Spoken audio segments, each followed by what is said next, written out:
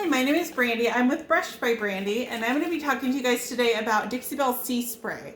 So Sea Spray is a texture additive. It's a powdered formula that you can add into your paint to create textured looks. It's going to thicken your paint up and give it some texture. So what I'm going to do is I'm going to take, you can see I've already mixed my Sea Spray. I'm remixing it. I'm going to take my bowl here, and I'm going to add some of my Dixie Belle paint. And the color that I'm using today is called Sandbar. And so I've added some of my paint to my dish, and then I'm going to come back with my Sea Spray. Let me lower my camera here so you guys can see me mix this. So you can see the powdery consistency of the Sea Spray. I would compare it to like a baking flour consistency. And I'm just going to, it comes with a scoop in the container, but I'm just going to pour a little bit into my dish. Now I prefer to start off with less Sea Spray as opposed to more, because you can always add more Sea Spray to your mixture, but it's harder to take it away.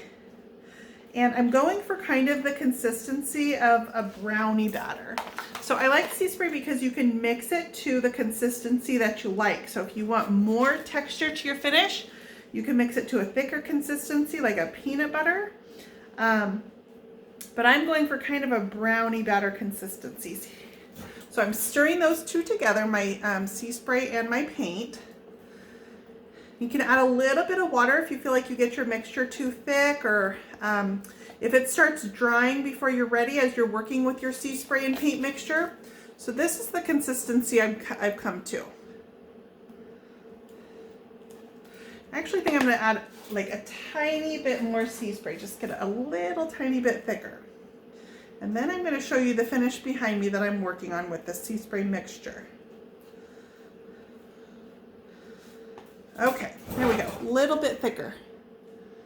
So now I'm going to bring you guys in, and we're going to work on the door, one of the cabinet doors for this piece right here. So I'm going to open this up. I've already done the entire body. I already have a coat of Boss on my piece, and Boss is a stain and odor blocking primer. And then I've got a single coat of my Dixie Belle paint and Sandbar on there. So now I'm going to take my Sea Spray and paint mixture. I'm going to take my spatula out of the container, and then I'm just going to take the Dixie Belle premium chip brush. This beats up your brushes pretty well, but when I want a nice good textured finish, I prefer to use a natural bristle brush like a chip brush, or even the Belle brush or the French tip brush would be great options for this. But I don't want to destroy my nice brushes, so I'm just using a premium chip brush, and I'm using a stippling motion to kind of dab this on.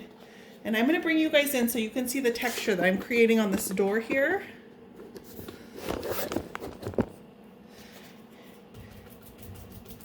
And there are any number of different textures that you can create with the Sea Spray mixture by how you move your brush. So I'm pulling it away, and it's pulling out the Sea Spray texture to give me this kind of stippling texture. And then when this is dry, I will come back and finely sand this, and it will take back any roughness to it, so it just feels like a little bit of texture. This is going to give crevices for dark wax and my Dixie dirt to stick into and make this piece look very vintage and old. But by changing my brush stroke, I can make a swirling texture if I like. I can do a cross-hatching texture. Any number of beautiful textures, but I'm choosing to do this stippling motion.